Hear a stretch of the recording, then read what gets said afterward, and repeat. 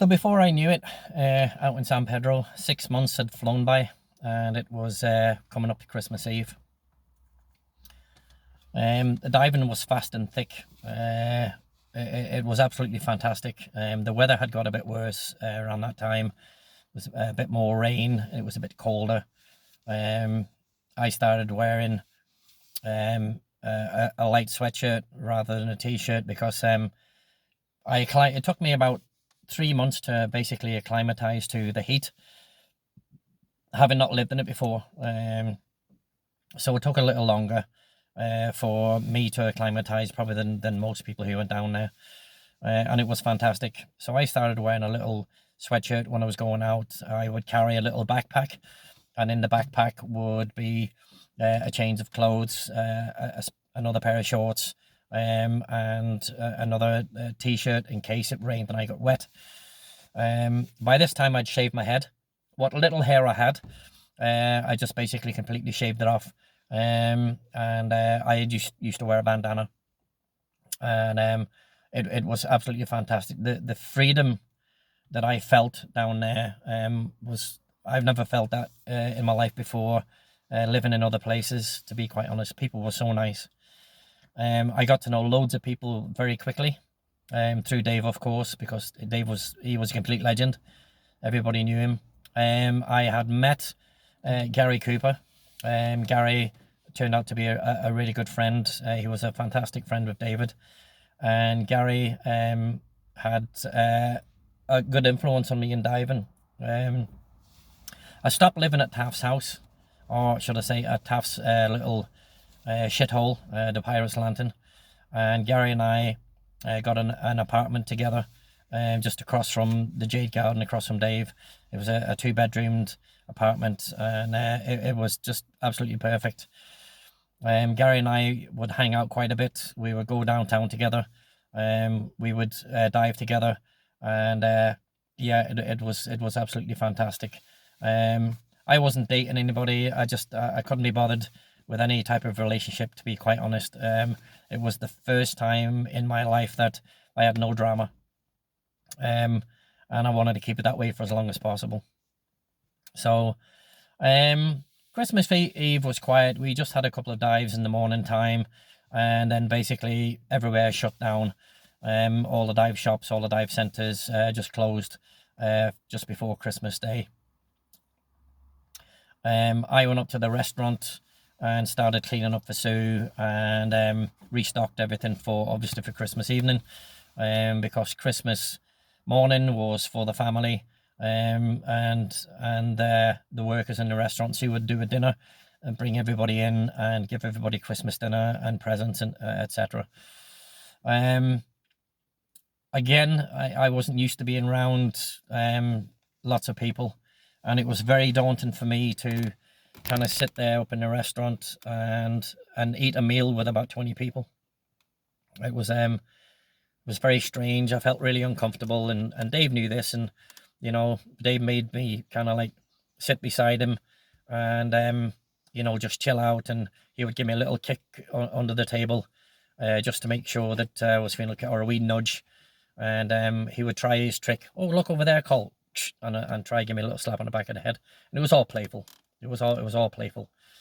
It was strange sitting around the table where everybody spoke Creole Spanish. Even Dave turned on his "Watcha boy" accent, and he was talking like a black guy, basically. If I closed my eyes, and I didn't think it was Dave sitting beside me. And when they all got together, everybody kind of just started, speaking Creole, and it was fantastic. To say among that, I was completely lost. And I'd started to learn Spanish, so I understood a little bit of the conversation, but not very much, because they spoke so quickly.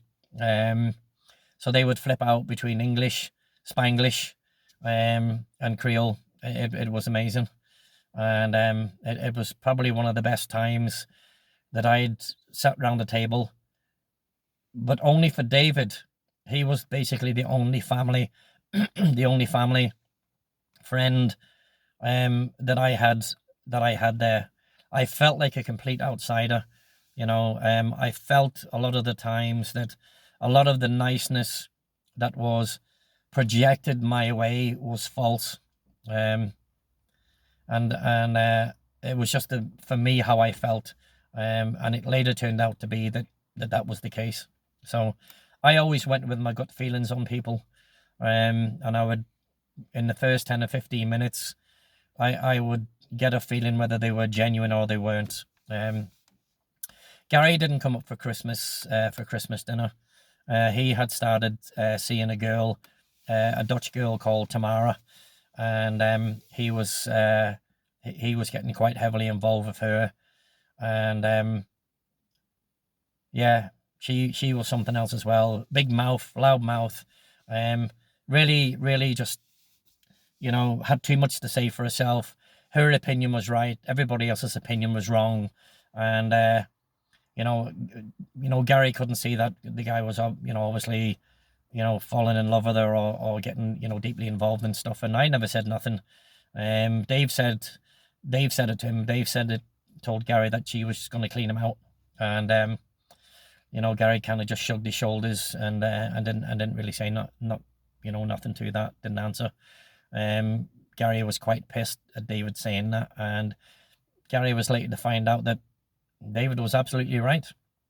So, Sue gave me for Christmas a gold hoop, a gold earring, and not a pair, one. She bought a pair of them, and she took one of them out, and she gave it to me for Christmas. So, you know, and I was grateful for that because I had hoop earrings in at the time. I had both ears pierced. I don't know why she didn't give me two, but you know, so she gave me one, and I wore that for a while and said thank you.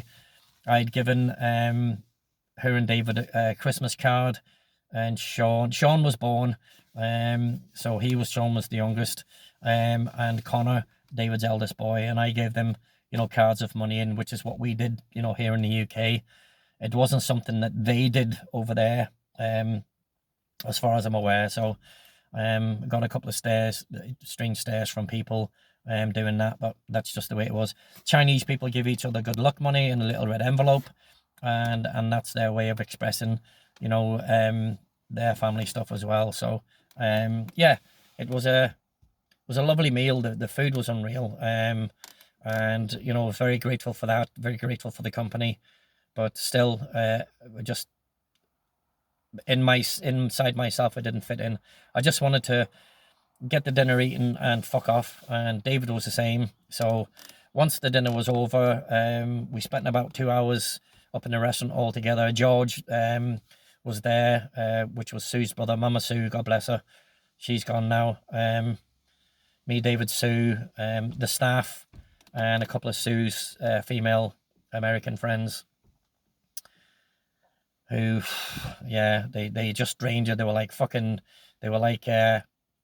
unsocial vampires. They just sat round the table getting pissed on wine, slagging men, and fucking just draining the energy from people. So once the dinner was over and done with, me and Dave we fucked off downtown.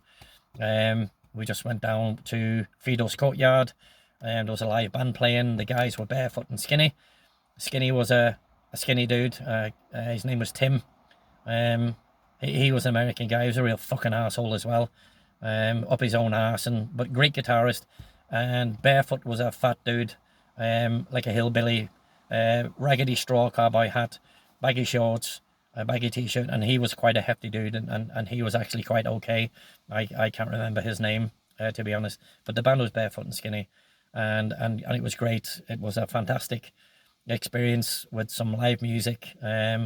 Everybody was hoofing and hawing and hollering and up and dancing and stuff, and even Dave got up and he started his crazy body popping and break dancing, and you know, he just had people in fits. Yeah, it was absolutely fantastic. It was one of the best Christmases that I'd had, to be honest, apart from feeling uncomfortable around large numbers of people, and not really having any much to say or feel like I was fitting in, even after being there 6 months. Yeah, it was a great Christmas.